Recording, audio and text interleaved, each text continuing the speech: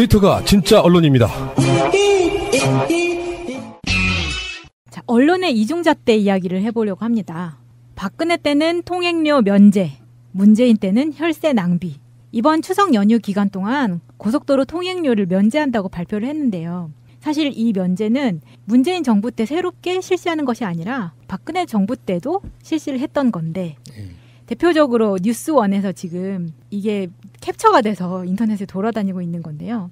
2015년 8월 14일 임시 공휴일 지정, 전국 고속도로 통행료 면제 이렇게 나왔고요. 드라이하게 나왔네요. 네, 2017년 9월 24일 이때는 추석 통행료 무료 120억 원 혈세 보전, 아랫돌로 윗돌 괴기 이렇게 타이틀조차 뭔가 비꼬는 듯한 제도로서의 민주주의가 흔들리고 구타는 일은 이제 없습니다. 민주주의가 밥이고 밥이 민주주의가 되어야 합니다. 뉴스원에서 2016년에도 나왔네요. 5월 6일 임시공휴일 전국 고속도로 통행료 면제. 이렇게 드라이하게. 박근혜 때는 정말 드라이하게 제목을 뽑고 문재인 대통령에게 대해서는 야 아랫돌로 윗돌 괴기.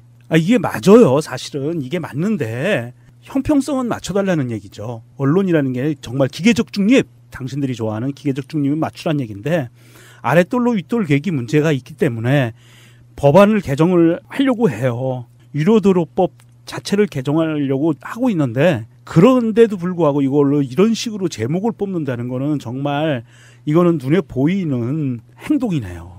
저는 고속도로 운전할 때마다 좀 스트레스를 굉장히 많이 받는 것 중에 하나가 내가 왜 통행료를 내고 다녀야 하지?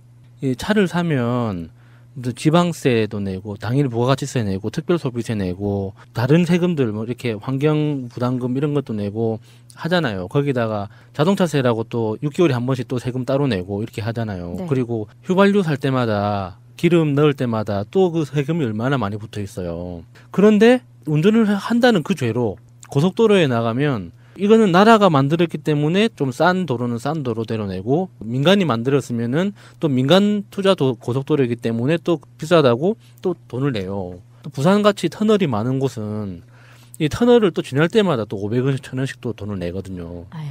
내면서도 어쩔 수 없이 지금 제도가 이렇게 돼 있으니까 내면서도 이거 왜 내지 하는 의문이 굉장히 많았어요. 특히나 저는 1년에 한 2-3번 정도를 땅끝 마을을 왔다 갔다 하는데 그 통행료, 그러니까 톨게이트비만 보통 한 3만 원에서 3만 5천 원을 내요. 그러면 그 돈으로 고속버스를 타면 한 4만 원 정도면은 광주에서 한번 갈아타고 땅끝 마을까지 갈 수 있거든요. 서울에서 광주까지 한 3만 원, 광주에서 땅끝 마을까지 한 15,000원 정도 이렇게 내면은 피곤하지도 않고 예, 기름값도 아끼고 똑같이 피곤하죠. 운전을 안 하잖아요. 그래도. 그런데 이게 뭐 하는 건가 싶은 거죠. 내 노동력으로 운전을 하는 거잖아요. 내가 세금을 왜 냈지? 라는 그런 회의감이 항상 들어요. 그리고 길이 막힐 때, 또 고속도로 위에서 길이 막히면 도대체 제일 앞차는 뭘 하고 있길래 이렇게 막히는 걸까라는 의문이 제일 먼저 들지만 가장 그 근본적인 질문을 하게 되죠. 내가 낸 세금은 어디서 어떻게 쓰이고 있는 걸까라는. 이렇게 우리나라가 전통적으로 어떤 문화적인 이유로 수천만, 수백만 명이 동시에 움직이는 이런 기간에라도 이런 이벤트성 어떤 면제를 하는 게 이렇게 나쁜 건가라는 싶은 거예요. 그리고 공기업들이 적자 좀 보면 어때요? 어차피 내 건데. 맞아요. 공기업은 이익 내라고 만든 기업이 아니잖아요. 이게 돈이 안 되니까 공기업으로 이렇게 국민들한테 서비스를 하라고 만든 게 공기업인데 공기업이 그 적자 보고 손해 보는 거를 왜 걱정해요? 공기업은 적자를 보든 흑자를 보든 우리 세금은 그대로 나가요. 근데 왜 이런 걸 빗대가지고 언론들이 말장난을 하는 건지, 특히 뉴스원 같은 경우는 통신사거든요. 네. 연합뉴스 같은 통신사예요. 그래서 그 사실만 전달하면 되는 거예요. 근데 자기들이 이런 식으로 비아냥될 문제가 아닌데 뉴스원도 연합뉴스만큼 한번 손을 봐야 하면 안 되죠. 민주사회에서 그러면 안 돼요. 정부 관계자들 듣고 있죠? 아니 아까 제가 읽었던 뉴스 타이틀에는 명정님이 이제 뭔가 드라이하게 썼다라고 했는데 또 하나가 있었어요. 그 박근혜 정부 때 똑같이 고속도로 통행료를 면제를 했는데 뉴스원에서 정부가 160억 공짜로 쏜다. 14일 고속도로 통행료 면제. 이렇게 드라이는커녕 무슨 우호적인 제목을 달거든요. 굉장히 애정이 촉촉하게 묻어나네요. 네. 근데 이게 무슨 무료로 120억이니 160억이니 이걸 혈세로 보전한다고 하는데 이거는 문재인 대통령 정부에서만 그런 게 아니라 박근혜 때도 손실의 93억 원 중에 70억 보전해주고 민자도로 손실 문제는 이거는 사실 민자도로를 돈을 퍼주기 위해서 이명박 때부터 우리가 민자도로 이걸 알게 됐잖아요. 이걸 고속도로라고 할 수 있느냐라는 컴플레인이 심해지면서 통행료도 안 받게 된 거죠. 그리고 그때는 하이패스도 없을 시절에는 동전 내고 뭐하고 하느라고 그때도 거기서부터 정체가 되기 시작했었잖아요. 이번에 새롭게 알게 된 것 중에 하나가 다른 나라에도 통행료가 있었더라고요. 다 있어요. 그래서 나는 우리나라에만 있는 줄 알고 굉장히 억울하게 생각했는데 그 억울함은 좀 풀렸어요. 중국은 우리보다 한 2배 비싸다고 하죠. 근데 중국은 어찌 보면 또 중국 입장을 생각해 보면은 좀 이해가 되는 게 워낙 땅이 크니까 더 길게 지어야 되잖아요. 똑같은 용도라고 하더라도 예를 들어서 서울하고 부산까지 고속도로만 치면 한 410km, 400km에서 410km 이렇게 되잖아요. 그러면 그게 한 1000km 된다고 생각하면 통행료를 내야 될 것 같아요. 그렇게 길어지면. 이게 그러니까 통행료를 산정하는 방법이 킬로미터당 얼마씩 이렇게 산정을 해요. 근데 이제 중국이 우리보다 2배 비싸다고 하는 건 이제 단위당 킬로미터당 요금이 비싸다는 얘기고요. 길어서가 아니라. 중국은 그런데 중국 입장에서는 걔네들은 그러니까 이런 게 있습니다. 차를 우리가 대한민국도요. 고속도로가 10년, 20년, 30년 전 통행료와 지금의 통행료를 단순히 액수로만 계산하는 게 아니고 화폐 가치로 계산을 해보면 차이가 많이 날 거예요. 예전이 비쌌을 거예요. 뭐냐면 이용자가 많으면 단가가 떨어지는 거죠. 이용자가 적으면 비싸지는 거고 그런 원리이기 때문에 중국은 기본 그 설치한 그 비용이 들어간 거에 대한 비용 환수 문제에서 좀 비싸게 책정이 되는 것 같고요. 우리나라는 지금 사실은 고속도로 이 유료 통행 문제는 조금 심각한 게요. 너무 고속도로를 많이 지어놓고 민자도로까지 많이 지어놓고 기존에 이미 다 그 환수 조치가 완료된 원래는 이제 고속도로를 지어놓고 환수 조치가 완료되면 그 돈을 받으면 안 돼요. 통행료를 받으면 안 되는데도 불구하고 환수 조치가 완료됐는데도 통행료를 받는 아주 대체적으로 굉장히 비싼 고속도로가 한 군데가 대표적으로 존재합니다. 경인고속도로. 지금도 돈을 받고 있어요? 900원 받고 있어요. 아, 900원 내본 적 있습니다. 그 900원을 받고 있는데 경인고속도로에서 발생하는 수익이 도로공사가 있죠. 도로공사가 다른 고속도로에서 적자 보는 금액을 다 메꿔줘요. 그래서 그거를 못 바꾸고 있는 거예요. 인천 시민들이 몇 번 이거를 운동을 했었는데 너무 약했죠, 운동이. 보이콧 운동을 좀 심하게 했어야 되는데 너무 심하게 오랫동안 받고 있는 거예요, 돈을. 보수공사 뭐 정도만 하면서 돈을 걷어가고 있는데 거기에 이제 더 심각한 문제는 사실은 민자고속도로가 더 심각하죠. 할 필요가 없는 거를 그렇게 해서 국민들로 하여금 그 경제적인 부담을 주게 된다는 그런 문제가 생기고요. 그 돈이 누군가에게 들어간다. 그게 더 문제가 되는 거죠. 그리고 이게 장거리 여행할 때, 장거리 운전을 해서 여행할 때 뭔가 음모론을 생각하지 않을 수 없는 게 내비게이션을 켜고 운전을 하잖아요. 그러면 꼭 비싼 도로를 추천을 해요. 빙고. 맞죠. 그 뭐 음모론을 상상할 수밖에 없어요. 그거는요. 음모론이라기보다는 내비게이션 시스템의 문제예요. 내비게이션이 길거리를 찾아가는 특히나 요즘같이 스마트폰 내비게이션을 쓰는 경우엔 100% 민자도로로 가요. 왜? 그 길로 가야 가장 빠르고 가장 가까운 길이거든. 민자도로의 설계가 그렇게 돼 있어요. 일반 그러니까 경부고속도로를 타고 저기 논산을 가는 거하고 인천에서 경부 타고 논산을 가는 거하고 민자도로 타는 거하고 누가 더 빠르겠어요? 민자가 빨라요. 거리가 이렇게 직선화돼 있거든요. 민자도로가. 그래서 민자도로 쪽으로 많이 안내를 해요. 내비게이션 자체가. 저의 음모론은 착각이었던 걸로. 근데 음모론이 있을 수도 있어요. 사실 그 안에. 그래서 일부러 민자도로를 그렇게 최단 거리 쪽으로 설치하게 도와주지 않았나. 이런 음모론은 가능해요. 새가 날아든다는 여러분들의 하트를 먹고 삽니다. 잊지 않으셨죠? 에피소드 제목을 누르고 플레이가 되면 오른쪽 위에 하트를 꾹 눌러주세요. 오늘도 감사합니다. 더 많은 분들이 들을 수 있도록 하트 꼭 눌러주세요. 어쨌거나 이 뉴스원 이런 식으로 하면 안 되죠, 뉴스원. 그렇죠. 이런 식으로 편파적으로 하면 이렇게 보도를 내버리면 독자들은 이렇게 생각을 합니다. 아, 총칼 휘두르는 정권 하에서는 몸살이고 민주적인 정부 하에서는 얘네들이 개기는구나. 이렇게 받아들이기 딱 알맞거든요. 이렇게 제목을 뽑으시면 안 돼요. 이거는 조중동 프로그램이 작용되는 것 같고요. 사실 이 유료 도로법 개정안에 대해서는 윤관석 더불어민주당 의원이 일부 개정 법률안을 발의하기도 했었어요. 그런데 이제 이게 아직 통과가 안 됐는데 명절이나 휴가 기간, 뭐 연휴 기간 이런 때는 사실 고속도로가 고속도로 기능을 잃어버리거든요. 그럼 고속도로라는 게 왜 만들어놨을까요? 고속도로는요, 먼 지역을 빨리 가라고 만들어 놓은 거거든요. 그러니까 고속도로 그 막힐 때 진짜 열받는 표지판이 뭐냐면 저속 주행 금지라는 표지판이 한 번씩 있어요. 아, 고속도로는 기본이 저속 주행 금지예요. 그 저속이 시속 40km 이하 주행 금지라고 돼 있는데 네, 40, 50km. 딱 계기판을 보면은 막 10km, 15km 막 이렇거든요. 예. 이게 막 스트레스가 곱절이에요. 저런 표지판이라도 안 봤으면 좋겠는데. 사실 거의 고속도로에서 그 길이 막힐 때 통행료를 받으면 안 되는 거예요. 예. 상도 이상. 이건 정말 상도 이상. 예. 왜냐하면 내가 인터넷을 쓰는데 1메가짜리 속도의 인터넷을 계약을 하고 쓰는데 1km밖에 안 나와요. 그럼 그 돈을 못 받잖아요. 예. 받으면 안 되잖아요. 그런 상도위가 있거든요. 예. 그런데 초콜릿을 팔아놓고 초콜릿이 쓴맛만 나는 초콜릿이야. 아스팔트 맛. 아스팔트 네. 맛. 그런데 그걸 초콜릿으로 팔면 안 되잖아요. 똑같은 거거든요. 그래서 고속도로 문제는 고속도로가 고속도로 기능을 발휘하지 못할 때는 요금을 받지 않는 게 상식적이다라고 저는 생각을 해요. 이미 다른 나라들은요. 그렇게 중국, 뭐 대만은 일찌감치 시행했어요. 그래서 대만도 우리하고 중국, 대만, 우리나라는 명절 기간이 겹치잖아요.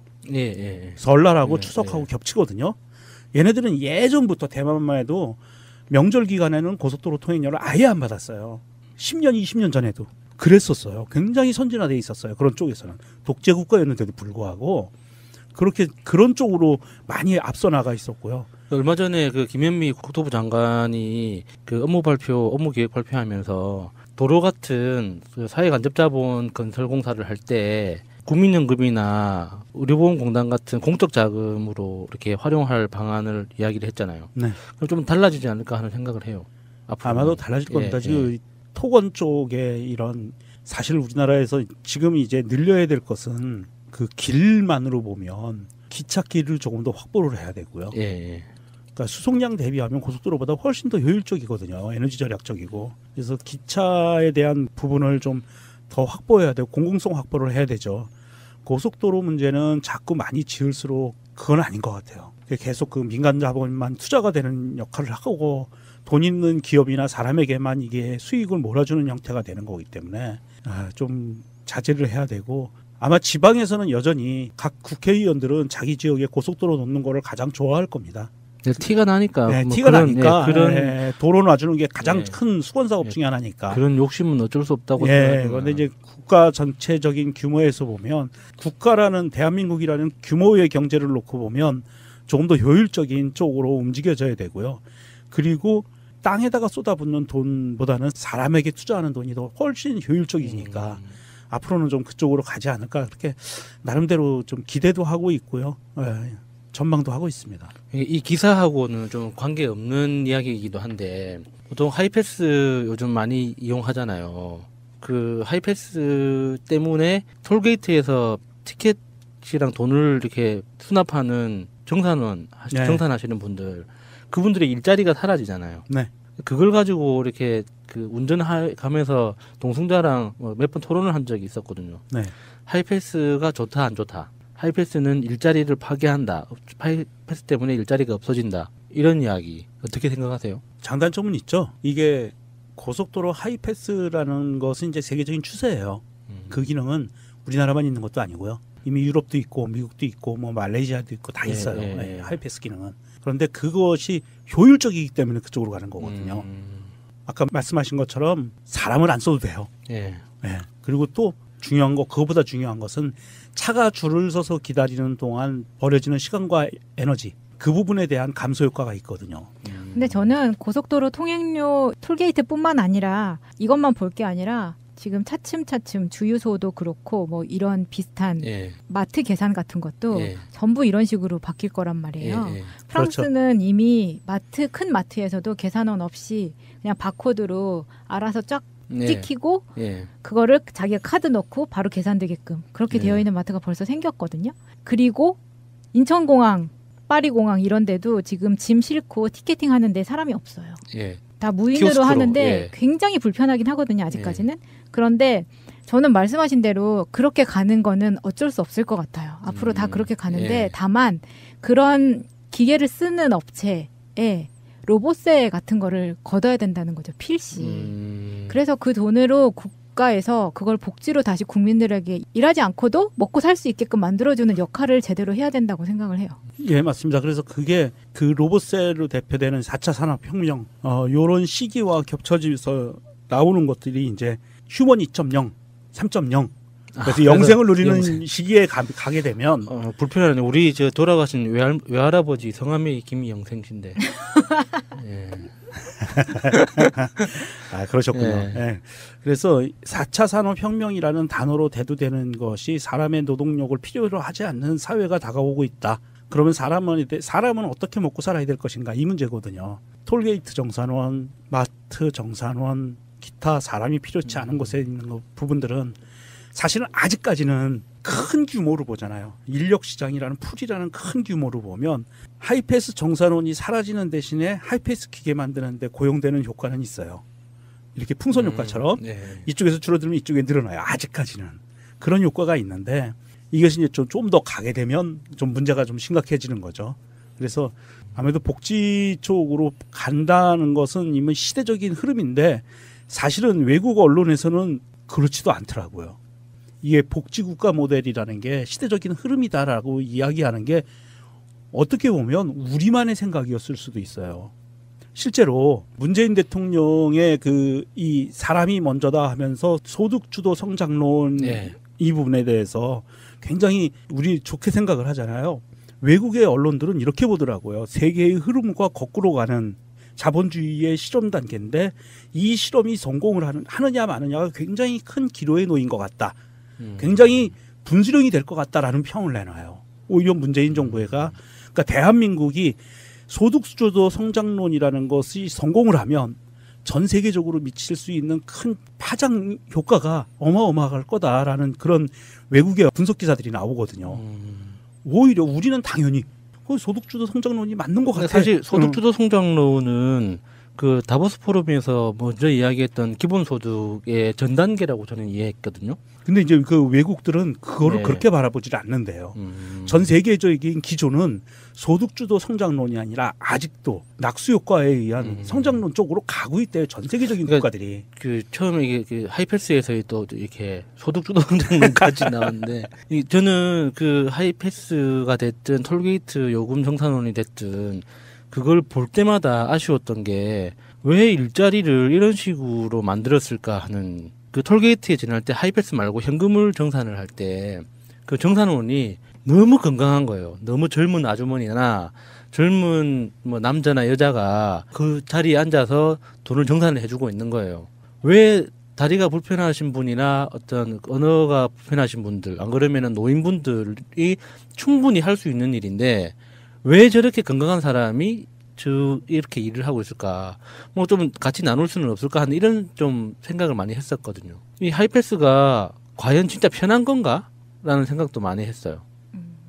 눈에 보이는 건 편하죠. 근데 전체 그 어떤 산업이 도로공사라는 공기업이 운영되는 어떤 원리를 봤을 때 그 효율성만 추구하는 게 과연 좋은 건가라는 그런 의문 이런 게 있어서 이게 저는 하이패스에 찬성하는 사람도 반대하는 사람도 다 이렇게 이해는 돼요. 저는 아직까지 좀 그게 아쉬운 거죠. 공기업으로서 이게 무한정한 효율만 추구하면 결국에는 이 약한 사람들이 배제되거든요. 근데 공기업 단에서라도 어떤 약한 사람들 좀 더 이 일자리가 필요한 사람들을 먼저 품어주는 형식으로 가면 조금 좋지 않을까 하는 그런 상상을 해봤었어요. 그렇네요. 아직 예. 우리가 뭐 로봇세까지 가기에는 예. 너무 머니까 예. 공기업만 할 수 있는 일이라는 게 예. 있는데 그런 면에서는 야스님처럼 그렇게 활용을 하는 것이 두 번 생각해 보면 훨씬 이득일 것 같네요. 추석 통행료에서 여기 이야기까지 나왔는데 지금 그 추석을 기준으로 전후 3일 통행료 무료가 되는 거잖아요. 이때 고속도로에서 딱 0시에 시작해서 0시에 끝나는 걸로 알고 그 0시 때 패스를 해야 되는 줄 알고 이제 톨게이트 주변에서 정차를 하려고 하거나 이러신 분들이 있다고 해요. 그래서 도로공사에서는 일단 고속도로 진입이나 진출 시간에 상관없이 잠시라도 고속도로를 이용한 차량이라면 모두 면제 대상이니까 그 0시에 주위에서 서성거리거나 이러지 않고 그냥 패스하셔도 혜택을 다 받으실 수 있다고 합니다. 아, 그러니까 0시에 시작하는데 그 전에 들어가도 네. 0시 이후에 고속도로를 이용했으면 네. 무료다. 네. 아, 그럼 도착지 기준으로 하면 되겠네요. 그렇죠. 네, 도착지 톨게이트 나가는 톨게이트 기준으로 0시가 넘으면 된다. 쉽게 얘기하면. 그렇네요. 그렇죠. 0시가 지나서 이틀 뒤에 3일간 뒤에 0시까지인데 그 안에 고속도로에만 있었으면 되는 거 아니에요? 네, 네. 아, 맞아요. 그러니까 도착지 기준으로 보면 되는 거네요. 좀 합리적이죠, 더. 합리적이네요. 예, 그 상당히 합리적이고. 근데 고속도로에 그때 들어가려고 서성거리는 사람들은 차를 갖고 어떻게 서성거릴까요? 저 같은 애들 서성거릴 수 있어요. 앞뒤로. 그리고 또 궁금하실 만한 게 고속도로 이외에 지자체 유료 도로들 있잖아요. 예. 우리 네. 명박이가 깐 거 예. 이런 것들. 터널들 그런 뭐 거는- 이런 거. 네, 그런 거는 지자체 관리 유료 도로는 지자체 여건에 따라서 자율적으로 통행 면제가 시행이 되는데 지금 이 구간도 발표된 것들이 많이 있기는 해요. 워낙 복잡해서 한번 읽어드릴까요? 아, 일단 그 정정할 거는 이명박이라고 그 깔았다고 의심되는 그런 민자도로도 네. 고속도로들은 똑같이 할인돼요. 똑같이 아, 무료예요. 네, 예, 똑같이 고속도로는 예. 지금 지금은- 얘기하시는 거는 지방. 네, 네. 지자체 유료 도로. 네, 그러면은 지자체 유료 도로는 아마 통과하실 때 다 안내가 돼 있어서 그러실 것 같고 100% 다 유료는 아니고 지자체 관리별로 실행이 된다고 합니다. 일단 추석을 앞두고 며칠만 참으면 연휴가 시작되니까요. 직장인들 화이팅 하시고요. 연휴 맛있는- 잘 즐기시고요. 연휴 기간에 너무 맛있는 거 많이 드셨다고 허리 불어났다고 고민하지 마시고. 수고하셨습니다. 수고하셨습니다.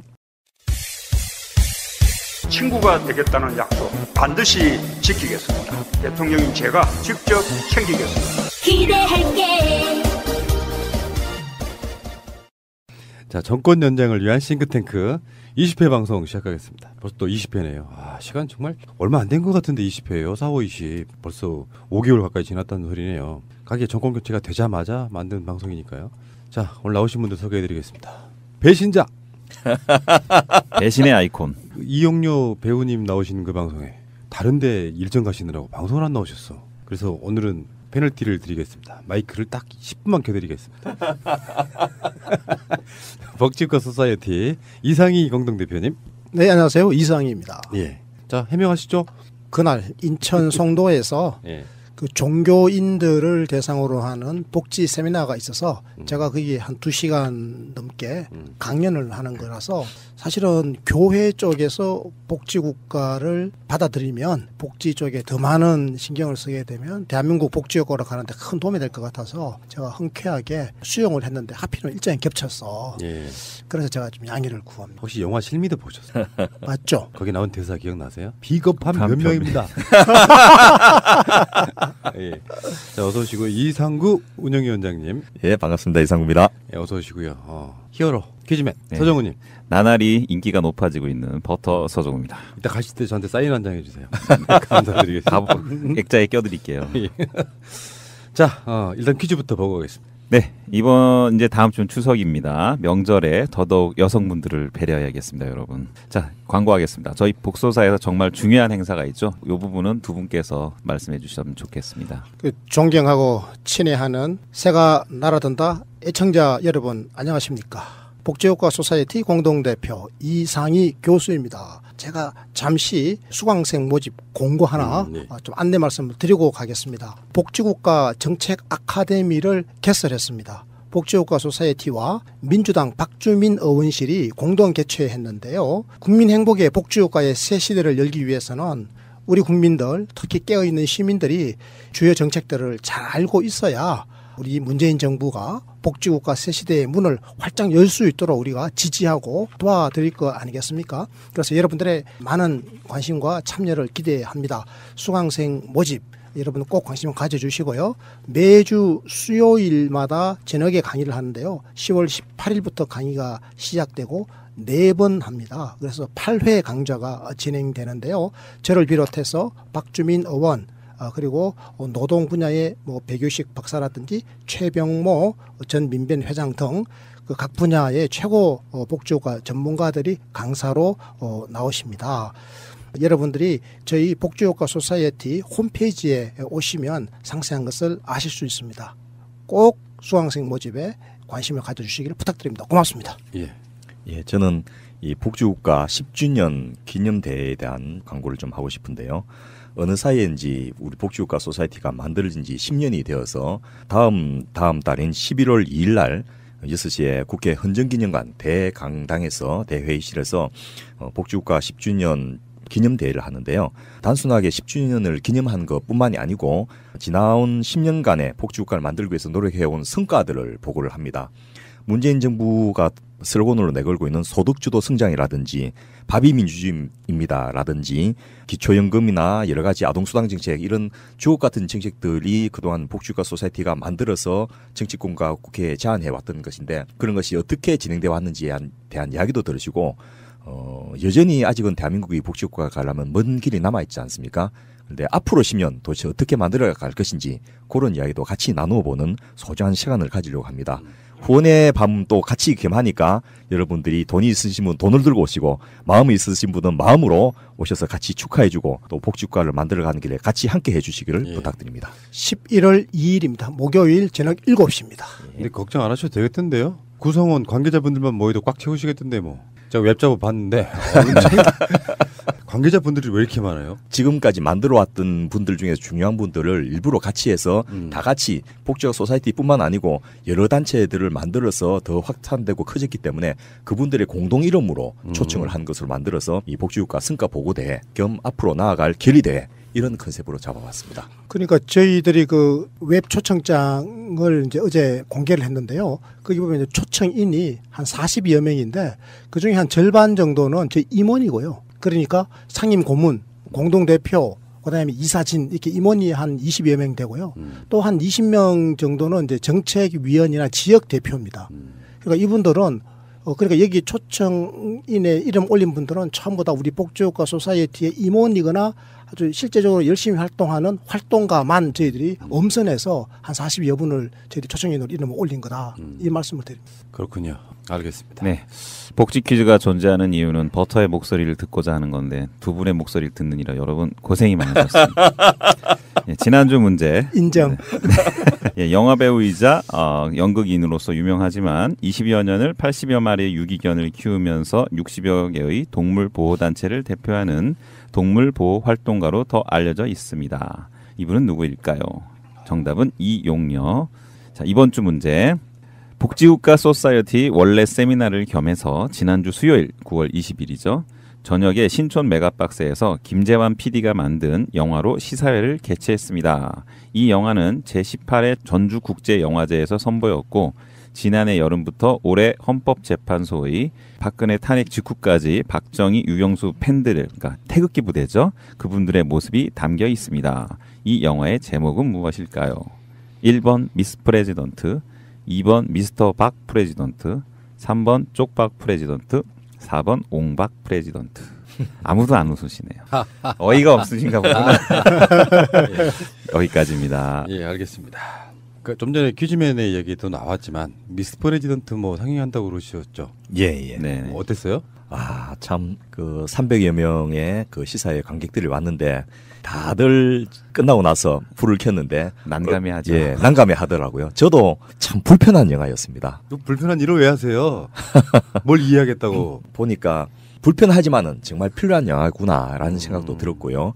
울산에서 시사회를 할 때는 복도까지 막 미어 터지도록 이 소위 말해서 이 보수 쪽에 있는 분들이 많이 와서 우리들 양하다 이렇게 해서 막 보고 이렇게 했다고 제가 들었는데 서울에서는 주로 진보적인 단체들에서 오신 분들이 많이 오셨거든요. 특히 오랫동안 이제 진보 운동을 하셨던 어느 분은 노인이신데 이분도 저희가 소개하거나 그분한테 초청할 때 이게 진보 쪽에서 만든 태극기 할아버지 할머니들에 대한 영화입니다 이렇게 이야기했는데 왜 이렇게 박정희 박근혜에 대한 찬양 일색이냐 이렇게 또 항의를 하기도 하고요. 또 다른 쪽에서는 사모관대를 쓰고 새벽에 모욕 제기하고 박정희 영정 앞에서 절을 하는 이런 모습을 보여주는 것 자체가 그 시대의 보수들을 좀 폄하하고 패러디한 거 아니냐 이렇게 또 역으로 해석하는 분도 계시고 그런데 그 영화 마치고 이제 토크를 하면서 김재환 PD가 만드신 그 감독께서 자기는 어느 한쪽을 편들 생각도 없고 편들어서 이게 해결될 문제가 아니다. 태극기 집회에 나온 어르신들을 무슨 일당 좀 받고 움직이는 알바꾼으로 매도한다든지 또 전혀 말이 안 통하는 꽉 막힌 노인으로 치부해가지고는 대한민국이 도저히 앞으로 나갈 수가 없지 않느냐. 그분들의 세대 경험, 그분들의 삶을 이해해야지 그분들이 태극기 집회에 나오고 박근혜를 옹호하는 그런 마음을 이해할 수 있고 그것은 박정희나 박근혜에 대한 옹호가 아니고 이 뭐랄까 자기 인생에 대한 지지나 옹호 그 의미에 대해서 국가와 사회가 인정해 주기를 바라는 그런 마음이다 이렇게 해석을 하는데 참 그 말 듣고 공감도 많이 하고요. 또 그런 어르신들을 감사 안고 포용하면서 같이 가려면 결국 대한민국을 복지국가를 만들어서 어르신들께서 대한민국의 성장 발전을 만드셨다면 대한민국의 복지국가는 우리 젊은이들을 만들겠습니다. 그래서 다 같이 대한민국을 그 행복한 나라를 만들어 갑시다. 이렇게 한 마음으로 모아올 수 있는 그런 노력들이 우리 복지국가 소사이티에게 주어진 게 아닌가 이런 생각을 해봤습니다. 그분들도 복지의 대상자다 이렇게 말씀하시더라고요. 민주주의의 이념으로만 보면 우리들은 이제 뭐 누구를 지지하느냐 등등에 따라서 사실 막 왼수처럼 지내기도 하고 싸움도 나고 이런 경우 있잖아요. 근데 민주주의가 조금 더 발전이 되면 지지하는 뭐가 달라서 그 사람들을 증오할 필요는 사실 없어지는 시대로 가야 되는 게 맞고요. 지금까지 일방적인 힘에 의해서 세뇌된 사람들이라고 생각하는 우리들 입장에서는 정말 이해하기 힘든 사람들이긴 한데 그 사람들을 어떻게 사고를 어느 날 갑자기 바꿀 수 있다고 생각하지는 않거든요. 너도 가난한데 왜 부자들 지지해 이렇게 말하는 것 자체가 웃겨서 어떻게 보면 가난할수록 부자를 지지하는 심리적 분석은 분명히 있거든요. 그런 거랑 또 연관을 지어보면 어쨌든 간에 시간이 밀어내줄 수밖에 없다. 저는 항상 그렇게 말합니다. 그리고 자유한국당이 그 어르신들을 자기들의 지지 기반이라고 생각하는데 제가 볼 때는 전혀 그렇지 않을 수도 있겠다라는 생각이 드는 것이 그 부분을 우리가 명확하게 파고들면서 선을 그어줄 수 있다면 자유한국당이 아닐 수도 있겠다 이런 생각을 저는 보고 희망을 가졌습니다. 얼마 전에 손혜원 의원이 그 월남 참전 용사들 불러가지고 그런 얘기를 했거든요. 여러분 참전했을 때 박정희 대통령이 여러분들 봉급 다 뺏어갔어요. 어떻게 드릴까요? 국가에 귀속시킬까요? 아니면 여러분들 드릴까요? 했더니 돌려줘야 됩니다. 그래가지고 그런 식으로 참 하는 것도 있었고. 고엽제? 김대중 대통령이 피해 보상 해줬거든요. 예. 근데 김대중 대통령을 향해서 총을 쏴요. 아직까지는 멀었고요. 자, 잠시 후에 오겠습니다. 자, 조금 전에도 이야기를 했지만 사실은 노인 문제 이게 좀 어려울 수도 있고 난해할 수도 있고 그렇지만 엄연히 존재하는 현실이고요. 그리고 저는 그래요. 우리 아버지가 예를 들어서 뭐 우리는 그런 가족은 아닌데 우리 아버지가 이명박 박근혜를 지지하거나 박정희에 대한 뭐 존경심이 있다거나 뭐 이런 분들이라고 해서 그것을 그냥 외면할 수는 없는 것이고요. 문제는 할 수만 있다면 저는 노인에 관련해 가지고 왜 그런 거 있잖아요. 각 정당들이 선거 때만 되면 효도 정당 되겠습니다. 이렇게 얘기를 하지만 막상 현실에서는 좀 그렇지 않은 모습도 많이 발견되고 그래서 오늘은 노인들 복지 관련한 이야기를 좀 해볼 거고요. 그리고 10월이 경로의 달이라면서요. 예. 그 10월 2일 제20일의 노인의 날. 예, 예. 그래서 지금 오늘 이야기해 주실 거는 노인이고요. 또 여러분들이 이 방송 듣고 바로 설 연휴가 되는데 집에 계시는 아버님, 어머님, 할아버지, 할머님 이런 분들한테 민주정부는 이런 식으로 노인들께 효도합니다라는 것도 좀 알려주실 필요가 있습니다. 실제로 막 노인 우대하는 것처럼 하지만 막상 우리가 알고 있는 거 딱 하나만 얘기한다면 노령연금, 뭐 기초연금이나 뭐네 이런 거 공약해서 사실상 파기하는 형태로 가는 사실은 복지정책이 그렇게 잘 됐다고 볼 수 없었지 않습니까? 박근혜 때도 마찬가지로. 그런데 이미지는 왠지 그 사람들이 노인들 우대하는 것 같은 그런 느낌도 있고요. 그러니까 그게 제가 볼 때는 말이죠. 자유한국당 같은 보수 정당들을 우리 어르신 세대가 지지하는 이유가 말이죠. 복지를 많이 주기 때문에 지지하는 게 아니에요. 오히려 복지 일을 안 주잖아요, 그들은. 그러니까 이명박 대통령이나 박근혜 대통령 같은 경우는 어떻게 보면 이게 반복지 세력이에요. 시대적으로 요구되는 정당한 복지 몫을 분배하는 걸 거절했거든요. 왜냐하면 복지에는 돈이 드니까. 그러면 이 돈은 누가 내야 되느냐? 이 돈은 누가 세금으로 내야 되느냐? 주로 부자들이 세금으로 내야 되는데 그들 정권은 부자들을 위한 정권이고 재벌 대기업을 위한 정권이기 때문에 복지를 최소화하려고 했던 정권이잖아요. 그럼에도 불구하고 그 어르신 세대는 바로 그들의 정당, 자유한국당, 이 보수 정당을 악착같이 찍으러 갔단 말이에요. 근데 그러니까 이게 복지로 만드는 설명이 안 되는 거예요. 김재환 감독이 영화 미스 프레지던트에서 차산했던 어떤 사실관계, 팩터도 바로 그런 거예요. 이 그 산업화라고 하는 거 있잖아요. 대한민국을 근대화시킨 이 산업화의 과정이 지금 노인 세대가 젊은 시기를 보냈던 그런 거와 딱 이게 겹쳐지잖아요. 그래서 산업화의 하나의 주력 부대가 지금의 어르신 세대거든요. 그러니까 이분들의 그 머릿속에 있는 거는 산업화 시대의 자기의 삶의 가치와 그리고 자기네들이 겪어온 모든 것들에 대한 소중함을 인정해 달라고 하는 거예요. 그래서 그걸 인정해 주는 척하는 세력이 그게 자유한국당이었던 거예요. 그런데 이번에 이제 박근혜 적폐가 드러나면서 많은 어르신들이 이제 등을 돌렸잖아요. 아시다시피 문재인 대통령의 지지율이 83%까지 나왔을 때 60대 이상 어르신들의 지지율도 굉장히 높게 나왔거든요. 이분들이 마음을 바꾼 거예요. 그리고 실제적으로 마음이 바뀔 수 이제 있는 상황이 온 거예요. 왜? 박근혜 적폐를 보니까 내가 산업화를 통해서 만들려고 했던 대한민국은 저런 적폐가 아닌데라고 하는 그런 인식을 합리적으로 하시는 어르신들의 숫자가 자꾸 늘어난 거예요. 그래서 이제 저는요, 어르신 세대를 저대로 그냥 돌아가시게 그 상태로 그냥 살다 가십시오. 저는 이렇게 해서는 안 되고 최대한 손을 내밀어서 그분들이 민주정부가 만드는 복지국가의 한 구성원으로 사시다가 돌아가시도록 우리가 배려를 해야 돼요. 저는 이게요, 우리 세대가 아버지 세대를 저는 포용하는 하나의 방식이라고 생각해요. 그게 바로 복지거든요. 그래서 저희들이 어르신 복지를 자꾸 확대하자고 지금 요구하잖아요. 그런데 어르신들이 표를 찍어가지고 국회의원 만들어놨던 저 자유한국당 국회의원들은 자꾸 복지를 반대해요. 복지하자고 우리가 이야기하면 우리 보고 포퓰리스트라고 비난하면서 욕을 해요. 이 모습을 어르신들이 앞으로 계속 지켜보도록 우리 연출을 해내야 돼요. 있는 그대로 보여드려야 됩니다. 그럼 어르신들이 판단할 겁니다. 누가 진짜로 우리에게 효도하는 세력인지. 저는 그게 중요하다고 생각해요. 거기서 한 단계 더 나아가서 저희는 소위 말해서 노인들의 새로운 역할과 기능 이 부분을 좀 말씀드리고 싶은데요. 작년 11월 그러니까 2016년 12월에 처음으로 우리나라에서 유소년 인구의 비율보다 노인 인구의 비율이 더 많아졌습니다. 작년 11월 1일 날 기준으로 65세 이상 노인 인구가 678만 명인데 0에서부터 14세까지 유소년 인구는 677만 명으로 이제 노인 인구가 1만 명이 더 많아진 거죠. 그래서 전체적으로 이제는 노인 인구의 비율이 더 높아지는 이런 형태의 인구 역전 현상이 이미 대한민국에 시작되었고, 또 하나는 올해 8월 말 대한민국의 인구에서 노인이 725만 7,288명 이렇게 해가지고 전체 인구의 14.02% 소위 말해서 대한민국이 이제는 고령화 사회에서 고령 사회로 바뀌었습니다. 그리고 또 하나 더 놀라운 것은 이 어르신들의 비율이 몇 년 뒤에 조만간에 전체 대한민국 인구의 20%를 넘어선다는 겁니다. 그러니까 올해 노인이 되시는 1953년생들의 출생아 숫자가 83만 명인데 그 내년에 노인되는 54년생은 89만 명, 후내년에 노인되는 55년생은 96만 명, 그런데 2021년에 노인되는 그 57년생은 100만 명이 넘어갑니다. 그 뒤로부터 쭉 100만 명 이상이 계속 태어났는데요.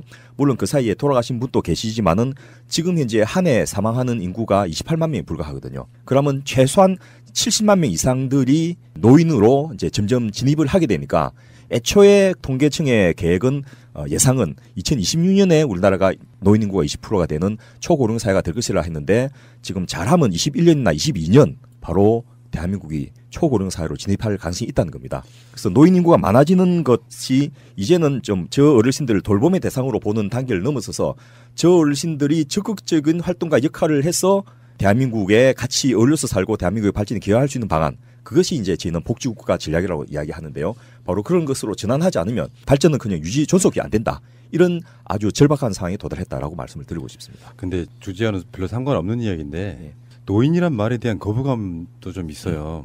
그러니까 법적으로는 65세라고 얘기하는 거죠. 만. 근데 노인이라고 부르면 굉장히 싫어하세요. 65세쯤 되시는 분들.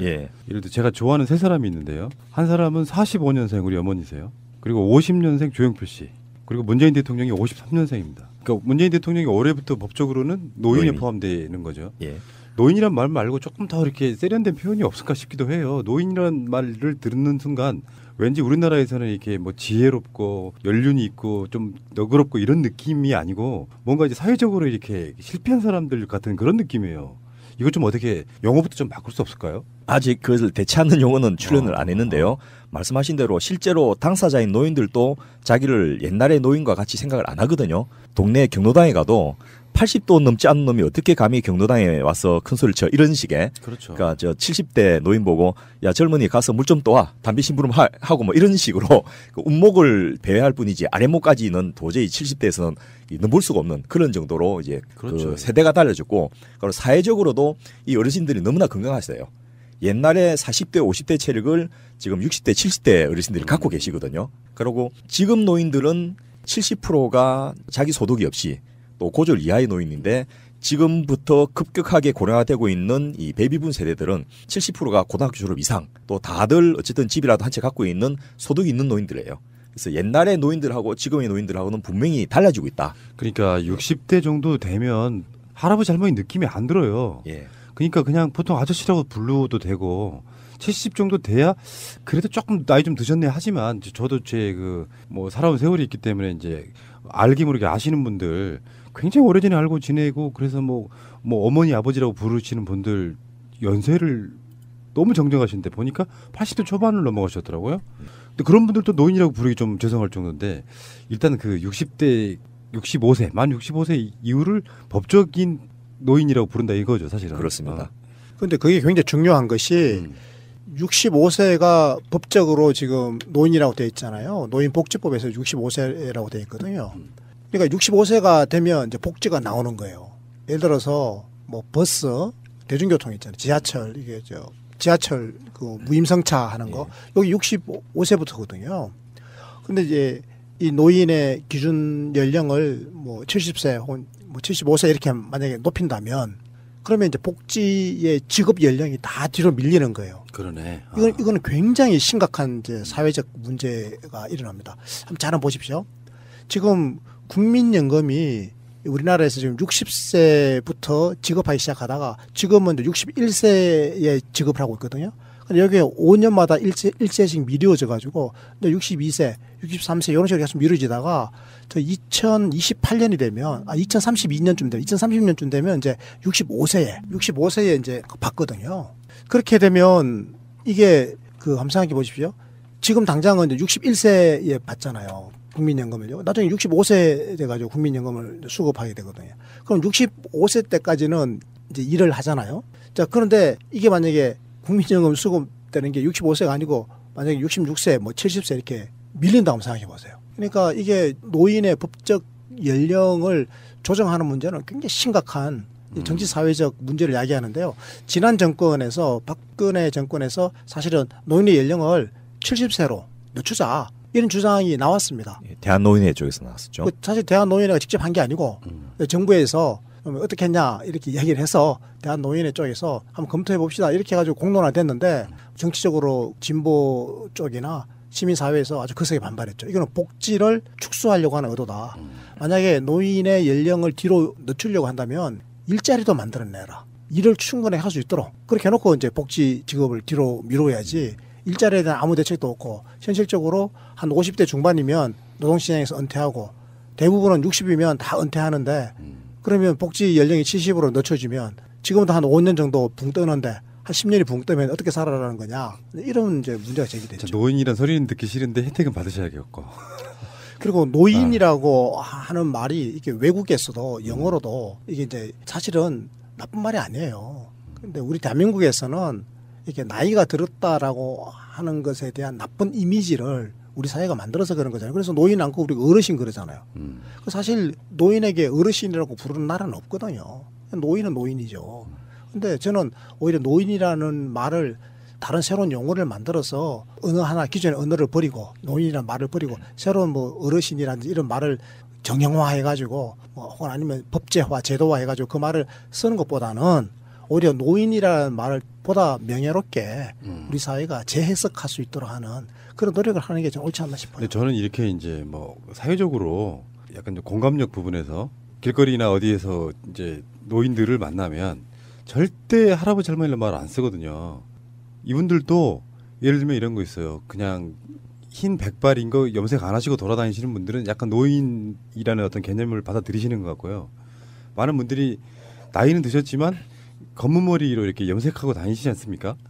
근데 그런 분들한테 할아버지 할머니 이렇게 표현하는 게 좀 너무 죄송해서 저는 개인적으로는 아버지 어머님 이렇게 이런 표현을 많이 쓰거든요. 저기 아버님 뭐 또 어머님 이렇게 말하면 훨씬 좀 나이의 의미가 좀 많이 사라지는 부분이 있잖아요. 뭐 오늘 이야기 핵심은 아닌 것 같고 어쨌건 지금 방송을 들으시는 혹시나 이제 내가 팟캐스트를 듣다가 고향에 내려가서 어머니 아버님께 이런 방송도 있어요라고 한번 들려드리는 상황이라고 하면 그분들은 아마 제 이야기에 공감을 좀 많이 하실 거라고 생각이 들고요. 그런데 지금 우리 대한민국이 급속하게 고령화가 되고 있는 건 사실이에요. 정말 심각합니다. 그래서 인류가 역사가 시작된 이래로 그러니까 고조선 이래로 말이죠.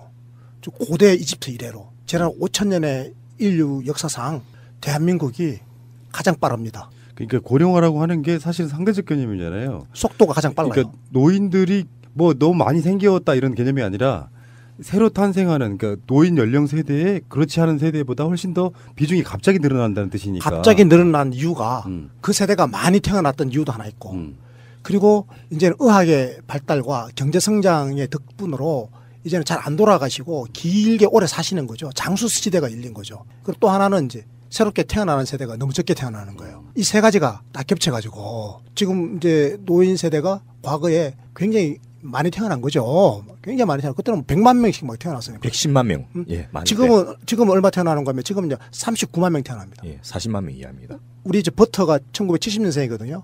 버터 동창생들이 그때 100만 명 태어났거든요, 정확하게. 그래서 지금은 39만 명 태어나고 있어요. 그러니까 이게 엄청나게 줄어들었잖아요. 그래서 많이 태어나셨고 또 건강하게 오래 장수하고 계시고 그리고 지금 현 세대가 이제 너무 안 태어나고 있고 이 세 가지가 다 한꺼번에 동시에 일어나다 보니까 고령화라고 하는 게 굉장히 급속도로 진행되고 있는데 지금 노인 인구의 비중이 65세 이상 인구의 비중이 14%잖아요. 14%면 우리가 저 고령 사회 이렇게 부르거든요. 그런데 20%가 넘어가면 초고령 사회라고 그래요. 이건 완전히 진짜 심각하게 고령화된 사회다. 그러니까 초고령 사회. 여기에는 그 20%라고 하는 개념에는 경제활동을 사실상 못하는 분들의 의미가 더 강하죠. 아니죠. 고노 경제활동과 상관없이 완전 인구학적 개념이에요. 그러게 만약에 고령화 사회가 문제가 된다고 하면 그분들이 전부 다 경제활동을 하고 있으면 사실 사회적 문제가 발생하는 게 아니잖아요. 그렇죠. 그런 나라가 있고 안 그런 나라가 있어요. 우리는 그런 나라로 가야 돼. 그러니까 지금 분모가 대한민국 전체 인구 한 5천만 좀 넘었잖아요. 이 분모고 분자의 65세 이상 인구가 분자에 딱 얹히니까 요게 지금 14%인데 요게 앞으로 여기 지금 한 7년 뒤면 빠르면 7년 뒤 아무리 늦더라도 한 8, 9년 뒤면 2026년까지는 20%가 되는 거예요. 1,000만 명 되는 거네요, 거의. 1,000만 명 되는 거죠. 1,000만 명이 넘는 거죠, 이제. 그렇게 앞으로 한 7, 8년 뒤면 아마 1,000만 명이 도달할 겁니다. 인구도 늘어날 테니까. 그렇습니다. 그래서 전체 우리나라 인구의 20%가 노인 인구가 되는 초고령화 시대를 우리 이제 준비를 해야 되는 거죠. 그래서 저희가 복지국가가 왜 필요한지를 설명하는 이유 중에 하나가 바로 대한민국의 인구 구성의 변화도 굉장히 큰 요인이 되는데요. 보통 앞서 PD님께서 말씀하신 대로 노년 부양비, 그게 전체 경제활동 인구 100명당 부양을 받아야 될 노인 인구의 비율을 이야기하는데 12년 전에는 5명 미만이었다가 지금은 이미 18.7명, 거의 19명 가까이로 4배 이상 늘어났거든요. 그게 무슨 소리예요? 그러니까 경제활동 인구 100명이 부양해야 될 노인의 비율을 이야기를 하는 거죠. 그런데 이것을 그 노인들이 그냥 아무런 경제활동을 하지 않고 소득도 없이 돌봄을 받아야 될 노인으로 보면 이게 굉장히 재앙이죠. 그런데 2004년도에 저희가 고령화민 미래사회위원회라고 대통령 직속으로 위원회를 처음 만들어서 저출산이라든지 고령사회에 대해서 이제 분석을 하고 대안을 세우기 시작했는데 그때 해보니까 고령화가 반드시 재앙은 아니더라. 오히려 외국의 사례를 보니까 재앙으로 어쩔 수 없이 나락으로 떨어진 곳도 있지만은 이것을 새로운 발전의 계기로 쓴 나라도 있더라. 이런 것을 알게 된 거죠. 그러면서 저희가 이 복지국가에 대한 꿈을 새로 다지는 계기도 됐는데요. 예를 들면 고령화가 되면서 실버 산업이란 게 뜹니다. 그 실버 산업이란 것은 일반적으로 생각하시듯이 무슨 노인들을 위한 요실금 팬티를 많이 만들어서 팔자. 또 노인 요양시설을 확충하자. 이런 개념을 넘어서서 이제는 사회 패러다임이 다 바뀌는 거죠. 소위 말해서 유니버셜 디자인이라는 거 들어보셨을 건데 지금의 그 아파트나 주택들은 여러 가족들이 또는 이 핵가족들이 모여 살도록 이렇게 돼 있는데 다수의 인구가 노인이 되면 그 아파트들을 새로 짓는 것이 아니고 리모델링을 다 해줘야 돼요. 그 현관이나 이런데 바를 만들어서 짚고서 들어올 수 있게 한다든지 또 문턱을 없애가지고 휠체어가 들어갈 수 있게 한다든지 목욕탕에 그 미끄럼 방지 패드를 깔아가지고 그 낙상을 방지해서 고관절 골절을 얻게 한다든지 이런 식의 리모델링 관련된 수요가 굉장히 늘어나는 거죠. 그러겠네요. 그리고 아파트도 이제는 방이 3개씩 4개씩 있는 아파트가 아니고 단독 가구나 부부만 사는 가구 많아지니까 아파트 분할이 돼가지고 새로운 이제 수요들이 생기는 이런 것들도 생기고요. 여러 가지 이제 그 용품들도 달라지고 인터넷도 달라지고 여러 가지 변화들이 생기는데 스웨덴이라든지 이런 나라들은 그런 것을 굉장히 적극적으로 국가가 선도하고 만들어서 그 변화를 국가 발전의 계기로 썼는데 현재 상태같이 노인들에 대해서 아무런 돌봄이나 복지를 안 해주면 그야말로 노인들은 부양의 대상자로서 이 경제 성장의 짐이 되고 국민들에게 끌어온 존재가 되어버릴 이런 그 수밖에 없는데 그 이유가 지금 노인들은 소득이 너무 없다는 거예요. 앞서 말씀드렸던 대로 다른 나라들은 고령화 사회부터 시작해갖고 고령사회가 되면 우리나라 같이 인구 14%가 되면 실버 산업이 굉장히 활성화되는데 우리나라는 그것이 다른 나라에 비해서 5년 내지 10년이 훨씬 더 늦더라고요. 그 이유를 분석해 봤더니 어르신들이 쓸 돈이 없는 거예요. 가끔씩 그런 뉴스가 나오잖아요. 간혹 그 자식들한테 부담되기 싫어서 부부가 노인분들 자살하시는 경우도 그렇습니다. 있고요. 그런 아주 극단적인 사례뿐만 아니고 또 노인들을 돌보기 위해서 요양시설이라든지 이런 쪽에 많은 사람들이 고용되고 새로운 일자리가 만들어지고 그런 산업이 크게 되는데 우리나라는 그런 것이 대단히 느리게 진행되더라는 거죠. 그래서 가장 큰 이유가 바로 전체 인구의 지금은 14% 앞으로 조만간 20%가 될 어르신들이 쓸 돈이 없으니까 그 어르신들의 소득 보장을 해주자. 이렇게 해서 저희가 기초연금을 처음으로 정치권에 제안을 하게 됐고요. 또 내년에 25만 원, 그 다음에 30만 원을 인상을 하게 되는 이런 계기가 됐는데 바로 그런 노인들을 경제활동에서 소외시키는 인구가 아니고 자기가 젊어서는 이 생산을 통해서 일을 통해서 경제활동에 기여했다면 나이 들어서는 노인이 되어서는 소비를 통해서 또 한 번의 경제성장에 기여할 수 있도록 하는 그런 역할을 만들자는 거죠.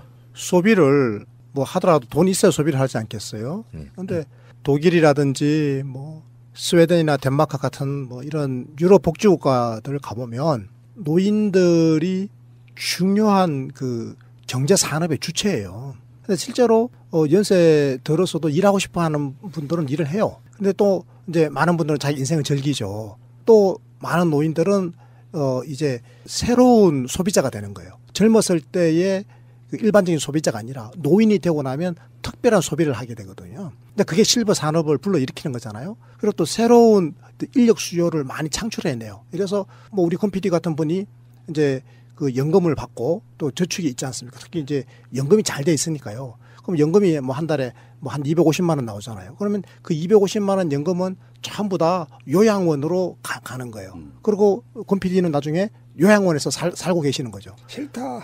그 요양원에서 살고 계시는 걸 보면 집에서 혼자 사는 것보다 훨씬 더 행복하게 살아요. 네, 그럴 수 있겠죠. 왠지 아세요? 그 방이 진짜 호텔 같아요. 너무 깨끗하고요.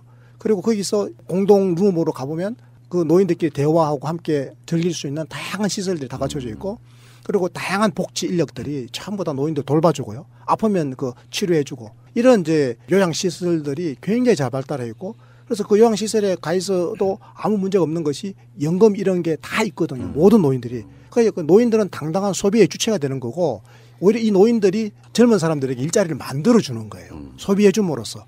근데 우리는 이게 이제 불가능하니까 굉장히 지금 어려운 거죠. 예. 그러면은 진짜 중요한 건 이제 복지란 말이 굳이 나와야 되는 이유 중에 하나가 그거 아니겠습니까? 노인 빈곤. 예. 그러니까 자기가 능력이 있어서 뭐 어디를 가시든 뭐 자기 돈으로 풍족하게 사시는 분들이야 사실 국가가 걱정할 필요가 사실 없는데 많은 분들이 어떻게 보면 국가와 민족을 위해서 열심히 사셨고 자녀분들 키우는 열심히 사셨는데 현실은 녹록치 않아서 결국에 노년층이 돼서는 이제 빈곤에 시달리다 보면 아까도 제가 말씀드렸던 자살도 하시는 경우도 꽤 있고 삶이 아니다 보니 그냥 생명 연장하는 수준으로 사는 건 안 되는 거잖아요. 그래서 다시 한번 우리가 이 어쩌면 복지국가 소사이어티의 이념일 수도 있겠어요. 요람에서 무덤까지. 무덤 가기 직전에도 행복하게 살다가 가야 된다 이런 의미로 보면 노인 빈곤율에 대한 이야기는 좀 어떻습니까? 예, 실제로 이 실버 산업이 그 활성화되지 못한 제일 큰 이유가 바로 높은 노인 빈곤율인데요. 아마 OECD 국가 중에서는 상대 빈곤율이 48%, 그것도 기초연금 지급되어서 약간 떨어졌다는 게 48%입니다. 그래서 세계 1등이거든요. 그리고 실제로 전체 노인의 75%가 자녀들이 주는 용돈과 생활비, 소위 말해서 이전 소득으로 생활을 하시는 거죠. 그러다 보니까 쓸 수 있는 돈이 없고 노인들이 쓸 수 있는 돈이 없다 보니까 내수가 굉장히 침체돼 있고 그 경기가 아주 악화되는 그런 이유가 되고 있고요. 자녀들한테는 그건 또 역으로 부담이 되고 있거든요. 왜냐하면 자기들 돈을 안 주면 어르신들이 생존이 안 되니까. 그리고 노인 취업률은 우리나라가 세계에서 가장 높은 나라 중에 하나입니다. 물경 30%가 넘는 노인들이 취업을 하고 있고 또 전체 노인들의 61%가 더 일하기를 원하시는 거예요. 이렇게 높은 나라 세상에 아무데도 없거든요. 근데 노인들이 일을 많이 하기를 원하는 것이 자아를 실현하고 어떤 취미생활을 가꾸고 또 건강을 지키기 위해서 하는 그런 것이 아니고 생존을 위해서 그렇죠. 요구하다 보니까 이게 별로 좋은 일자리도 아니고 이 전체 고용 그 시장에서 좋은 역할을 하지도 못하는 거예요. 그래서 어르신들의 제일 큰 역할은 사실은 일을 해서 돈 버는 것보다도 이런 건강을 지키기 위해서 또 자기 실현을 위해서 또 치매 방지를 위해서 의미가 더 크고요. 노인의 일자리는 더 중요한 것은 이 소득을 보장해서 노인들에게 주어진 역할은 돈을 쓰고 다니는 것이다. 이렇게 이해를 하는 게 굉장히 필요합니다. 우리나라는 노인들의 소득을 이제 4가지 체계로 보장을 하게 되어 있습니다. 1층은 이제 모든 노인들 이 소득이 하나도 없는 노인들까지 포함해서 하위소득 70%까지를 기초연금으로 깔아주게 돼 있고 거기 한 540만 명 정도가 이제 지급을 받게 돼 있고요. 그 위에 2층은 또 그것도 안 되는 그야말로 기초생활 보장 대상자들이 있는데 그분들 중에 30.6%가 또 노인들입니다. 예, 그분들이 이제 1층이고요. 그 위에 이제 바로 국민연금이 자리 잡게 됩니다. 65세 이상의 고령자의 지금 39.6%가 공적연금을 받고 있고요. 그 안에는 국민연금, 또 공무원연금, 사학연금, 교직원연금 이런 게 다 포함되는 거고요. 그 위에 이제 자기들이 직장에 다닐 때 열심히 그 납부해 놨던 퇴직금이 있게 됩니다. 이 퇴직금은 못 받는 분이 굉장히 많죠. 지금은 그것을 이제 퇴직연금으로 바꿔서 지급을 받게 됐고 제일 꼭대기에는 이제 자기들 개인적으로 드러났던 사적연금 이런 게 돼 있는데 문제는 다수의 노인들 중에서 사적연금이나 퇴직금을 받을 수 있는 노인들은 그렇게 많지 않습니다. 이런 분들은 예를 들면 공적연금을 받는 국민연금 빼고 나머지 그 공무원연금이나 교직원연금 이런 것만 해도 한 달에 한 300만 정도를 쓸 수가 있거든요. 그러면 꽤 풍요로운 생활을 살 수 있고 삶의 여유가 있어지고 또 이런 분들은 경제활동에 굉장히 이제 활발하기 때문에 국가적으로 도움이 되는데 지금 대다수의 노인들은 그렇게 쓸 수 있는 돈이 거의 자기 최저생활도 유지하기 어려운 돈이다 보니까 이게 경제에 별 도움이 안 되는 거죠. 그래서 스웨덴 같은 나라가 우리보다 훨씬 국민소득이 낮을 때 이 상당한 수준의 기초연금을 지급했던 이유들도 바로 이런 노인들에게 돈을 쓰게 해서 경제 성장과 경제 활동을 활성화시키고 내수 경제를 활성화시키는 이런 목적이 크다는 거죠. 그 좀 생뚱맞은 이야기인데 최근에 전략하자는 내용의 프로그램이 인기가 하나 있어요. 김생민의 영수증. 예. 근데 사실은 문재인 정부에는 사실 도움 안 되는 운동 아니에요? 그렇습니다. 어느 정도 내수를 활성화시키는 것 자체가 중요한데 이제 물론 그 변명도 있어요. 쓸 돈이 없는데 어떡하냐. 뭐 이게 맞는 이야기이긴 하겠지만 어느 정도 지출을 하면서 소비를 하면서 경제가 살아나는 부분인데 무조건 아끼자고 하는 것은 잘못된 방향성이라고 볼 수 있겠죠. 예. 지금 아껴야 하는 이유가 없어요. 그냥 지금 쓰고 살아야죠. 무슨 소리를 하고 싶은가 하면 옛날에는 그 자본이라고 하는 것을 축적해야 했기 때문에 한 푼이라도 저축을 해야 했거든요. 근데 지금은 우리나라 자본 구조가 너무 고도화돼 있어서 재벌들의 금고에 지금 뭐 수백조 원, 지금 한 600조 원 정도가 잠자고 있잖아요. 좌석으로 빨아들이듯이 쫙 끌어가 버린 거죠. 그럼요. 그런데 우리가 은행에 지금 저축을 하잖아요. 은행 저축해봤자 은행은 이거 갖고 어디 기업 대출도 지금 잘 못해요.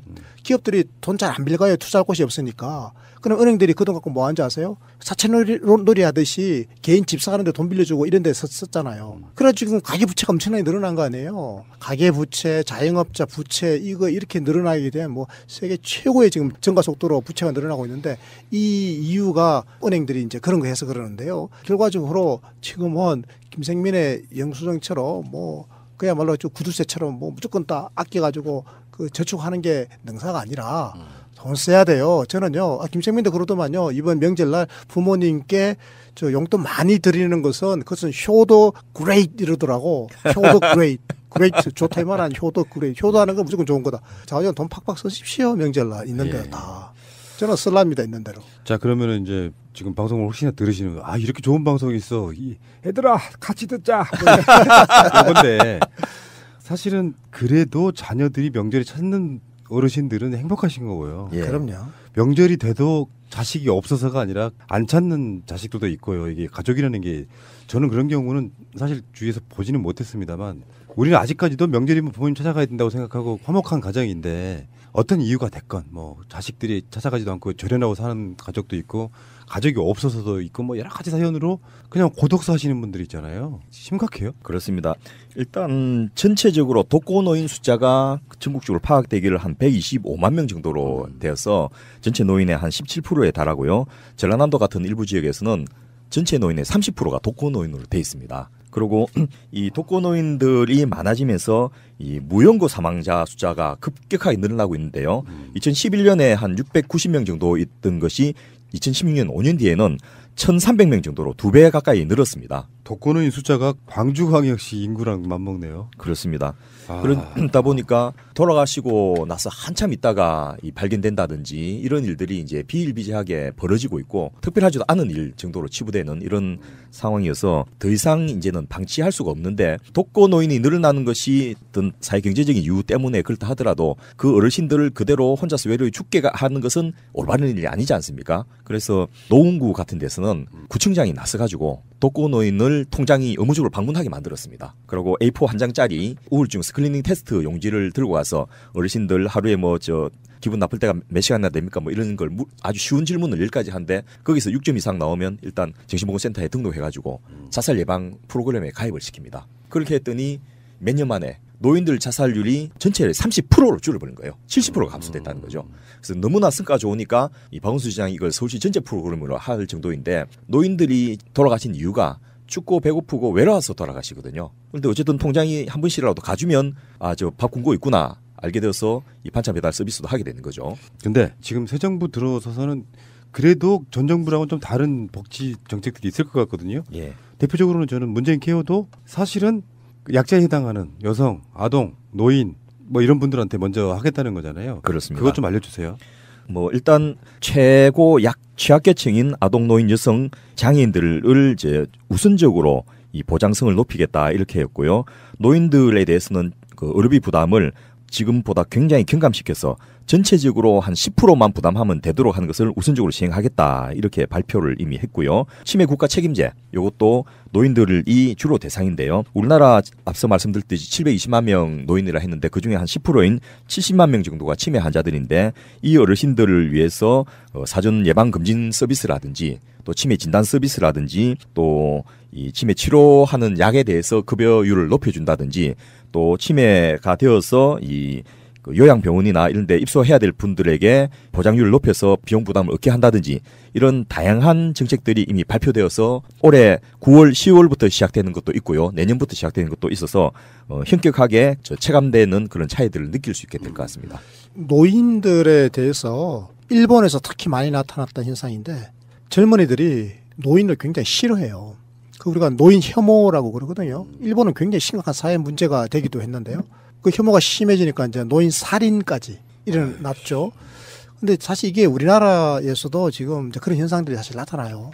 그래서 인터넷 이런 데 보면 젊은 사람들이 그 노인들을 혐오하는 그런 글들도 많이 올라오고요. 그래서 실제로 막 분석을 해보면 젊은 사람들의 마음속에 노인을 혐오하는 마음이 굉장히 크다라고 하는 게 연구에서 드러나요. 근데 최근에는 이제 우리 쪽 분들의 일부를 보면 이제 정치적 견해의 차이에다가 아니에요. 정치적인 거는 사실은 굉장히 부분적인 그러니까 거고요. 거기다가 이제 그분들의 어떤 폭력성 뭐 이런 거 있잖아요. 함부로 말하고요. 배타성. 노인들이요. 젊은이들에게 함부로 반말을 하고요. 함부로 그냥 이렇게 하는 그런 세대에 이제 살아왔던 그 경험을 가지고 젊은 애들을 대하니까 젊은 친구들이 이제 그 반발을 많이 하는 거예요. 어쨌든 제가 이 말씀 드리는 이유는 뭔가 하면 노인들을 젊은이들이 혐오하는 거는 굉장히 나쁜 거잖아요. 이거는 지금 세대 간 갈등을 넘어서 세대 혐오가 되는 건데요. 이거는 한 나라의 국민으로 같이 살아가는 게 아닌 거예요, 사실은. 거대한 정말 세대 분열이에요. 그래서 이거는 복지국가로 가고자 하는 대한민국에서 반드시 극복해야 될 과제다, 저는 이렇게 생각하는 겁니다. 그럼 어떻게 해야 되는가 하면요. 저는 노인들의 품격을 높여줘야 돼요. 사실요, 젊은이들이 노인을 존경할 수 있도록, 혐오가 아니라 존경 내지는 인정을 해줄 수 있도록, 그러도록 하려면요, 노인의 품격이 높아져야 돼요. 그럼 노인의 품격을 높이도록 하는 방법이 뭐냐? 그게 바로 복지예요, 복지. 배가 고픈 노인들, 헐벗는 노인들이 없게 해줘야 되고, 고독사하는 노인들이 없게 해줘야 되고, 그리고 노인들이 몸을 움직일 수 없도록 아프다, 치매에 걸렸다, 아니면 장기간 질병에 걸렸다, 그러면 의료기관에서 품격 있는 진료 서비스와 품격 있는 요양 서비스를 받을 수 있도록 국가가 보장해 줘야 되고요. 그래서 몸이 아프기 이전에 건강한 노인들은요, 품격 있는 삶을 삶으로써 젊은이들에게 존경을 받을 수 있어야 돼요. 그럼 어떻게 해야 되는 줄 아세요? 복지관 가는 겁니다. 노인 복지관에 가면요, 노인들의 품격을 높이기 위한 다양한 프로그램들이 진행이 되고 있습니다. 노인 꽃꽂이 교실에서 꽃꽂이 하고요, 노래하고, 그다음에 각종 무슨 프로그램을 운영하고, 탁구도 하고, 이렇게 해가지고 노인들 사이에 굉장히 이제 품격 있는 노인이 되고요. 또 건강한 노인들은 또 서로를 돌보는 프로그램도 운영해요. 그래서 저는 이런 다양한 복지를 통해서 이 노인 세대가 스스로의 자존감을 높이고, 그리고 또 젊은이들로부터도 인정받고, 또 심지어는 존경받는, 그렇게 해가지고 이 노인 혐오라고 하는 것이 우리 사회에서 더 이상 발을 붙일 수 없도록 하는 그런 조건을 만들어야 되겠다. 이게 복지국가다. 저는 그런 생각을 해봅니다. 이 은교라는 영화에 나오는 아주 유명한 대사가 있는데요. 그 젊은 여성인 은교에게 그 배우가 이렇게 이야기합니다. 너희 젊음이 너희 노력에 대한 상이 아니듯이 나의 늙음 또한 나의 잘못에 대한 벌이 아니다.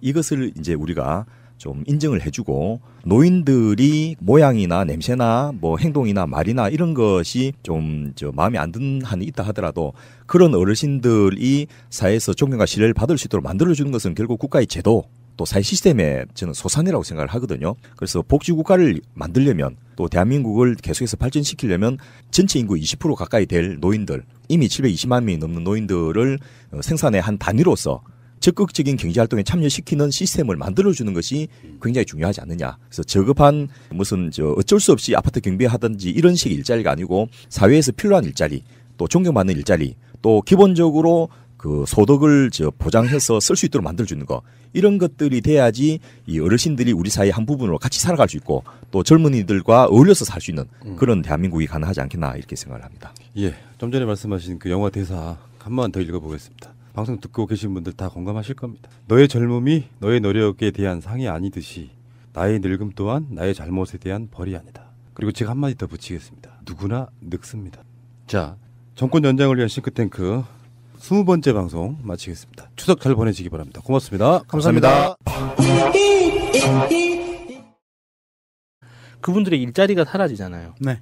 그걸 가지고 이렇게 그 운전하면서 동승자랑 몇 번 토론을 한 적이 있었거든요. 네. 하이패스가 좋다 안 좋다. 하이패스는 일자리를 파괴한다. 하이패스 때문에 일자리가 없어진다. 이런 이야기 어떻게 생각하세요? 장단점은 있죠. 이게 고속도로 하이패스라는 것은 이제 세계적인 추세예요. 그 기능은 우리나라만 있는 것도 아니고요. 이미 유럽도 있고 미국도 있고 뭐 말레이시아도 있고 다 있어요. 네, 하이패스 기능은. 그런데 그것이 효율적이기 때문에 그쪽으로 가는 거거든요. 아까 말씀하신 것처럼 사람을 안 써도 돼요. 네. 그리고 또 중요한 거, 그거보다 중요한 것은 차가 줄을 서서 기다리는 동안 버려지는 시간과 에너지, 그 부분에 대한 감소 효과가 있거든요. 근데 저는 고속도로 통행료 톨게이트뿐만 아니라 이것만 볼 게 아니라 지금 차츰차츰 주유소도 그렇고 뭐 이런 비슷한 예. 마트 계산 같은 것도 예. 전부 이런 식으로 바뀔 거란 말이에요. 예, 예. 프랑스는 이미 큰 마트에서도 계산원 없이 그냥 바코드로 알아서 쫙 예. 찍히고 예. 그거를 자기가 카드 넣고 바로 계산되게끔 그렇게 네. 되어 있는 마트가 벌써 생겼거든요. 그리고 인천공항, 파리공항 이런 데도 지금 짐 싣고 티켓팅 하는데 사람이 없어요. 예. 다 무인으로 키오스크로, 하는데 예. 굉장히 불편하긴 하거든요. 아직까지는. 그런데 저는 말씀하신 대로 그렇게 가는 거는 어쩔 수 없을 것 같아요. 앞으로 다 그렇게 가는데 예. 다만 그런 기계를 쓰는 업체에 로봇세 같은 거를 걷어야 된다는 거죠. 필시. 그래서 그 돈으로 국가에서 그걸 복지로 다시 국민들에게 일하지 않고도 먹고 살 수 있게끔 만들어주는 역할을 제대로 해야 된다고 생각을 해요. 예, 맞습니다. 그래서 그게 그 로봇세로 대표되는 4차 산업혁명 요런 시기와 겹쳐지면서 나오는 것들이 이제 휴먼 2.0, 3.0 그래서 영생을 누리는 시기에 가게 되면 불편하네. 우리 저 돌아가신 외할아버지 성함이 김영생 씨인데. 예. 아, 그러셨군요. 예. 예. 그래서 4차 산업혁명이라는 단어로 대두되는 것이 사람의 노동력을 필요로 하지 않는 사회가 다가오고 있다. 그러면 사람은 어떻게 먹고 살아야 될 것인가 이 문제거든요. 톨게이트 정산원, 마트 정산원, 기타 사람이 필요치 않은 곳에 있는 부분들은 사실은 아직까지는 큰 규모로 보잖아요. 인력 시장이라는 풀이라는 큰 규모로 보면 하이패스 정산원이 사라지는 대신에 하이패스 기계 만드는데 고용되는 효과는 있어요. 이렇게 풍선 효과처럼 이쪽에서 줄어들면 이쪽에 늘어나요. 아직까지는 그런 효과가 있는데 이것이 이제 좀 더 가게 되면 좀 문제가 좀 심각해지는 거죠. 그래서 아무래도 복지 쪽으로 간다는 것은 이미 시대적인 흐름인데 사실은 외국 언론에서는 그렇지도 않더라고요. 이게 복지국가 모델이라는 게 시대적인 흐름이다라고 이야기하는 게 어떻게 보면 우리만의 생각이었을 수도 있어요. 실제로 문재인 대통령의 이 사람이 먼저다 하면서 소득주도 성장론 이 부분에 대해서 굉장히 우리 좋게 생각을 하잖아요. 외국의 언론들은 이렇게 보더라고요. 세계의 흐름과 거꾸로 가는 자본주의의 실험 단계인데 이 실험이 성공을 하느냐 마느냐가 굉장히 큰 기로에 놓인 것 같다. 굉장히 분수령이 될 것 같다라는 평을 내놔요. 오히려 문재인 정부가 그러니까 대한민국이 소득주도 성장론이라는 것이 성공을 하면 전 세계적으로 미칠 수 있는 큰 파장 효과가 어마어마할 거다라는 그런 외국의 분석 기사들이 나오거든요. 오히려 우리는 당연히 소득주도 성장론이 맞는 것 같아요. 사실 소득주도 성장론은 그 다보스 포럼에서 먼저 이야기했던 기본소득의 전 단계라고 저는 이해했거든요. 근데 이제 그 외국들은 그거를 그렇게 바라보질 않는데요. 전 세계적인 기조는 소득주도 성장론이 아니라 아직도 낙수 효과에 의한 성장론 쪽으로 가고 있대요. 전 세계적인 국가들이. 그 처음에 이게 그 하이패스에서 또 이렇게 소득주도 성장론까지 나왔는데 저는 그 하이패스가 됐든 톨게이트 요금 정산론이 됐든 그걸 볼 때마다 아쉬웠던 게 왜 일자리를 이런 식으로 만들었을까 하는 그 톨게이트에 지날 때 하이패스 말고 현금을 정산을 할 때 그 정산원이 너무 건강한 거예요. 너무 젊은 아주머니나 젊은 뭐 남자나 여자가 그 자리에 앉아서 돈을 정산을 해주고 있는 거예요. 왜 다리가 불편하신 분이나 어떤 언어가 불편하신 분들, 안 그러면은 노인분들이 충분히 할 수 있는 일이. 아니 아까 제가 읽었던 뉴스 타이틀에는 명정님이 이제 뭔가 드라이하게 썼다라고 했는데 또 하나가 있었어요. 그 박근혜 정부 때 똑같이 고속도로 통행료를 면제를 했는데 뉴스원에서 정부가 160억 공짜로 쏜다. 14일 고속도로 통행료 면제. 이렇게 드라이는커녕 무슨 우호적인 제목을 달거든요. 굉장히 애정이 촉촉하게 묻어나네요. 네. 근데 이게 무슨 무료로 120억이니 160억이니 이걸 혈세로 보전한다고 하는데 이거는 문재인 대통령 정부에서만 그런 게 아니라 박근혜 때도 손실의 93억 원 중에 70억 보전해주고 민자도로 손실 문제는 이거는 사실 민자도로를 돈을 퍼주기 위해서 이명박 때부터 우리가 민자도로 이걸 알게 됐잖아요. 이걸 고속도로라고 할 수 있느냐라는 컴플레인이 심해지면서 통행료도 안 받게 된 거죠. 그리고 그때는 하이패스도 없을 시절에는 동전 내고 뭐하고 하느라고 그때도 거기서부터 정체가 되기 시작했었잖아요. 이번에 새롭게 알게 된 것 중에 하나가 다른 나라에도 통행료가 있었더라고요. 다 있어요. 예, 그래서 나는 우리나라에만 있는 줄 알고 굉장히 억울하게 생각했는데 그 억울함은 좀 풀렸어요. 중국은 우리보다 예. 한 2배 비싸다고 하죠. 예. 근데 중국은 어찌 보면 또 중국 입장을 생각해 보면은 좀 이해가 되는 게 워낙 땅이 크니까 더 길게 지어야 되잖아요. 똑같은 용도라고 하더라도 예를 들어서 서울하고 부산까지 고속도로만 치면 한 410km, 400km에서 410km 이렇게 되잖아요. 그러면 그게 한 1000km 된다고 생각하면 통행료를 내야 될 것 같아요. 그렇게 길어지면. 이게 이제 통행료를 산정하는 방법이 킬로미터당 얼마씩 산정을 해요. 근데 이제 중국이 우리보다 2배 비싸다고 하는 건 이제 단위당 킬로미터당 예, 요금이 비싸다는 얘기고요. 예, 길어서가 아니라. 중국은 그런데 중국 입장에서는 걔네들은 그러니까 이런 게 있습니다. 차를 우리가 대한민국도요. 고속도로가 10년, 20년, 30년 전 통행료와 지금의 통행료를 단순히 액수로만 계산하는 게 아니고 화폐 가치로 계산을 해보면 차이가 많이 날 거예요. 예전이 비쌌을 거예요. 뭐냐면 이용자가 많으면 단가가 떨어지는 거죠. 예, 이용자가 적으면 비싸지는 거고 그런 원리이기 때문에 중국은 기본 그 설치한 그 비용이 들어간 거에 대한 비용 환수 문제에서 좀 비싸게 책정이 되는 것 같고요. 우리나라는 지금 사실은 고속도로 이 유료 통행 문제는 조금 심각한 게요. 너무 고속도로를 많이 지어놓고 민자도로까지 많이 지어놓고 기존에 이미 다 그 환수 조치가 완료된 원래는 이제 고속도로를 지어놓고 환수 조치가 완료되면 그 돈을 받으면 안 돼요. 통행료를 받으면 안 되는데도 불구하고 환수 조치가 완료됐는데도 통행료를 받는 아주 대체적으로 굉장히 비싼 고속도로가 한 군데가 대표적으로 존재합니다. 경인고속도로. 지금도 돈을 받고 있어요? 900원 받고 있어요. 아, 900원 내본 적 있습니다. 예. 그 900원을 받고 있는데 경인고속도로에서 발생하는 수익이 도로공사가 있죠. 도로공사가 다른 고속도로에서 적자 보는 금액을 다 메꿔줘요. 그래서 그거를 못 바꾸고 있는 거예요. 인천 시민들이 몇 번 이거를 운동을 했었는데 너무 약했죠, 운동이. 보이콧 운동을 좀 심하게 했어야 되는데 너무 심하게 오랫동안 받고 있는 거예요, 돈을. 보수공사 뭐 정도만 하면서 돈을 걷어가고 있는데 거기에 이제 더 심각한 문제는 사실은 민자고속도로가 더 심각하죠. 할 필요가 없는 거를 그렇게 해서 국민들로 하여금 그 경제적인 부담을 주게 된다는 그런 문제가 생기고요. 그 돈이 누군가에게 들어간다. 그게 더 문제가 되는 거죠. 그리고 이게 장거리 여행할 때, 장거리 운전을 해서 여행할 때 뭔가 음모론을 생각하지 않을 수 없는 게 내비게이션을 켜고 운전을 하잖아요. 그러면 꼭 비싼 도로를 추천을 해요. 빙고. 맞죠. 네. 그 뭐 음모론을 상상할 수밖에 없어요. 그거는요. 음모론이라기보다는 내비게이션 시스템의 문제예요. 내비게이션이 길거리를 찾아가는 특히나 요즘같이 스마트폰 내비게이션을 쓰는 경우엔 100% 민자도로로 가요. 왜? 그 길로 가야 가장 빠르고 가장 가까운 길이거든. 민자도로의 설계가 그렇게 돼 있어요. 일반 그러니까 경부고속도로를 타고 대구 저기 논산을 가는 거하고 인천에서 경부 타고 논산을 가는 거하고 민자도로 타는 거하고 누가 더 빠르겠어요? 민자가 빨라요.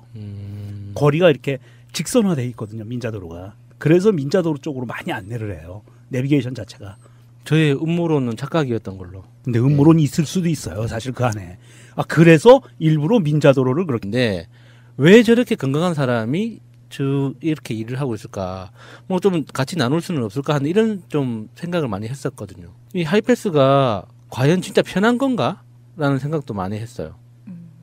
눈에 보이는 건 편하죠. 근데 전체 그 어떤 산업이 도로공사라는 공기업이 운영되는 어떤 원리를 봤을 때 그 효율성만 추구하는 게 과연 좋은 건가라는 그런 의문 이런 게 있어서 이게 저는 하이패스에 찬성하는 사람도 반대하는 사람도 다 이렇게 이해는 돼요. 저는 아직까지 좀 그게 아쉬운 거죠.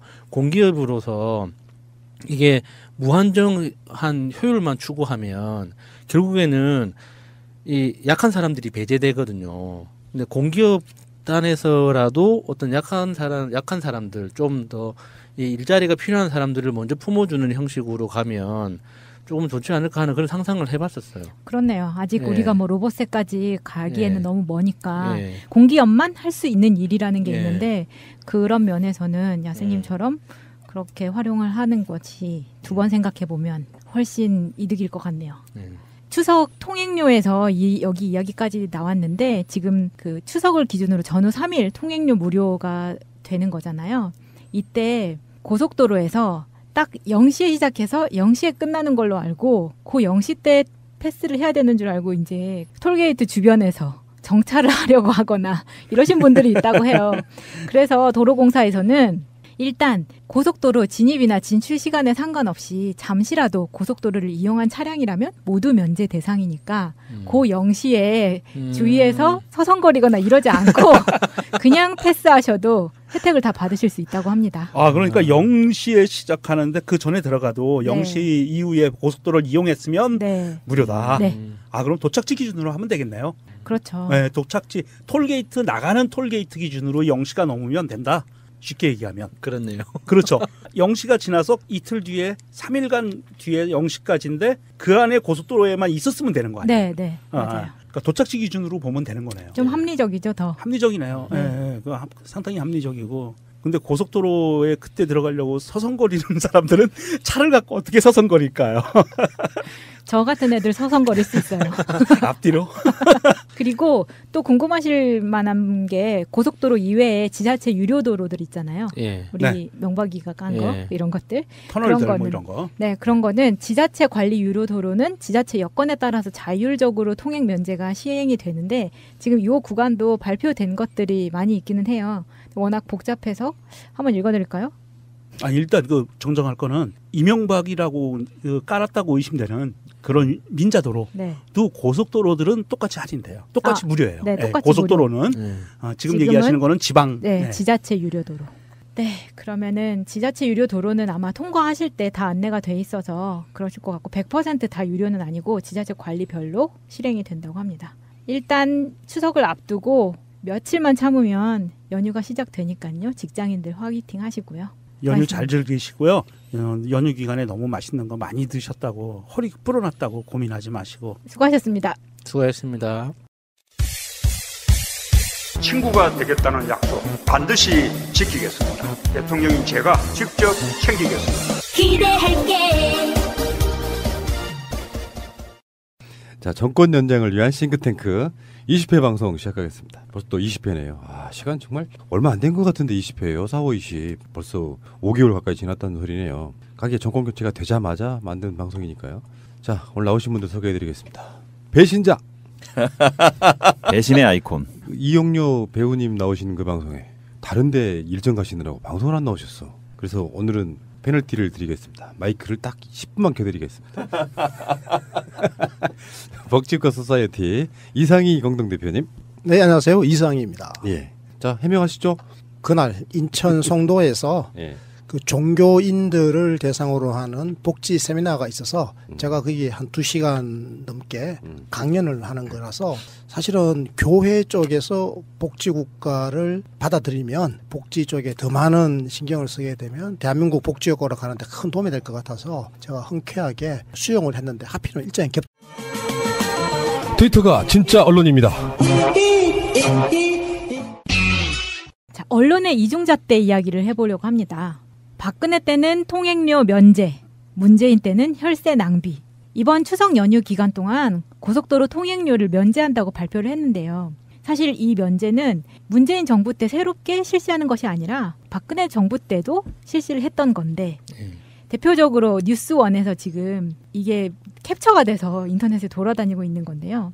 2015년 8월 14일 임시 공휴일 지정, 전국 고속도로 통행료 면제 이렇게 나왔고요. 드라이하게 나왔네요. 네. 2017년 9월 24일 이때는 추석 통행료 무료 120억 원 혈세 보전, 아랫돌로 윗돌 괴기 이렇게 타이틀조차 뭔가 비꼬는 듯한 제도로서의 민주주의가 흔들리고 구타는 일은 이제 없습니다. 민주주의가 밥이고 밥이 민주주의가 되어야 합니다. 뉴스원에서 2016년에도 나왔네요. 5월 6일 임시고경일 전국 고속도로 통행료 면제. 이렇게 드라이하게. 박근혜 때는 정말 드라이하게 제목을 뽑고 문재인 대통령에게 대해서는 야, 아랫돌로 윗돌 괴기. 아, 이게 맞아요. 사실은 이게 맞는데 형평성은 맞춰달라는 얘기죠. 언론이라는 게 정말 기계적 중립. 당신들이 좋아하는 기계적 중립은 맞추란 얘기인데 아랫돌로 윗돌 괴기 문제가 있기 때문에 법안을 개정을 하려고 해요. 유료도로법 자체를 개정하려고 하고 있는데 그런데도 불구하고 이걸로 이런 식으로 제목을 뽑는다는 거는 정말 이거는 눈에 보이는 행동이네요. 저는 고속도로 운전할 때마다 좀 스트레스를 굉장히 많이 받는 것 중에 하나가 내가 왜 통행료를 내고 다녀야 하지? 이 차를 사면 지방세도 내고 당일 부가가치세 내고 특별소비세 내고 다른 세금들 뭐 이렇게 환경부담금 이런 것도 내고 하잖아요. 거기다가 자동차세라고 또 6개월에 한 번씩 또 세금 따로 내고 이렇게 하잖아요. 네. 그리고 휘발유 살 때마다 기름 넣을 때마다 또 그 세금이 얼마나 많이 붙어 있어요. 그런데 운전을 한다는 그 죄로 고속도로에 나가면 이거는 나라가 만들었기 때문에 좀 싼 도로는 싼 도로대로 내고 민간이 만들었으면은 또 민간 투자도 고속도로이기 때문에 또 비싸다고 또 돈을 내요. 또 부산같이 터널이 많은 곳은 이 터널을 또 지날 때마다 또 500원씩 1000원씩 또 돈을 내거든요. 아유. 내면서도 어쩔 수 없이 지금 제도가 이렇게 돼 있으니까 내면서도 이거 왜 내지 하는 의문이 굉장히 많았어요. 특히나 저는 1년에 한 2-3번 정도를 땅끝 마을을 왔다 갔다 하는데 그 통행료, 그러니까 톨게이트비만 보통 한 3만 원에서 3만 5천 원을 내요. 그러면 그 돈으로 고속버스를 타면 한 4만 원 정도면은 광주에서 한번 갈아타고 땅끝 마을까지 갈 수 있거든요. 서울에서 광주까지 한 3만 원, 광주에서 땅끝 마을까지 한 15,000원 정도 이렇게 내면은 피곤하지도 않고 예. 기름값도 아끼고 똑같이 피곤하죠. 운전을 예. 안 하잖아요. 예. 그래도. 그런데 이게 뭐 하는 건가 싶은 거죠. 내 노동력으로 운전을 하는 거잖아요. 내가 세금을 왜 냈지? 라는 그런 회의감이 항상 들어요. 그리고 길이 막힐 때, 또 고속도로 위에서 길이 막히면 도대체 제일 앞차는 뭘 하고 있길래 이렇게 막히는 걸까라는 의문이 제일 먼저 들지만 가장 그 근본적인 질문을 하게 되죠. 내가 낸 세금은 어디서 어떻게 쓰이고 있는 걸까라는. 이렇게 우리나라가 전통적으로 어떤 문화적인 이유로 수백만 명이 동시에 움직이는 이런 기간에라도 이런 이벤트성 어떤 면제를 하는 게 이렇게 나쁜 건가라는 싶은 거예요. 그리고 공기업들이 적자 좀 보면 어때요? 어차피 내 건데. 맞아요. 공기업은 이익 내라고 만든 기업이 예. 아니잖아요. 이게 돈이 안 되니까 공기업으로 이렇게 국민들한테 서비스를 하라고 만든 게 공기업인데 공기업이 그 적자 보고 손해 보는 거를 왜 걱정해요? 공기업은 적자를 보든 흑자를 보든 우리 세금은 그대로 나가요. 근데 왜 이런 걸 빗대가지고 언론들이 말장난을 하는 건지 특히 뉴스원 같은 경우는 통신사거든요. 네. 연합뉴스 같은 통신사예요. 그래서 그 사실만 전달하면 되는 거예요. 근데 자기들이 이런 식으로 비아냥될 문제가 아닌데 뉴스원도 연합뉴스만큼 한번 더 손을 봐야 하면 안 되죠. 민주사회에서 그러면 안 돼요. 정부 관계자들 듣고 있죠? 최단 거리 쪽으로 설치하게 도와주지 않았나. 예. 이런 음모론은 가능해요. 예. 새가 날아든다는 여러분들의 하트를 먹고 삽니다. 잊지 않으셨죠? 에피소드 제목을 누르고 플레이가 되면 오른쪽 위에 하트를 꾹 눌러주세요. 오늘도 감사합니다. 더 많은 분들이 들을 수 있도록 하트 꼭 눌러주세요. 어쨌거나 이 뉴스원 이런 식으로 하면 안 되죠, 뉴스원. 그렇죠. 이런 식으로 편파적으로 하면 이렇게 보도를 내버리면 독자들은 이렇게 생각을 합니다. 아, 총칼 휘두르는 정권 하에서는 몸살이고 민주적인 정부 하에서는 얘네들이 개기는구나. 이렇게 받아들이기 딱 알맞거든요.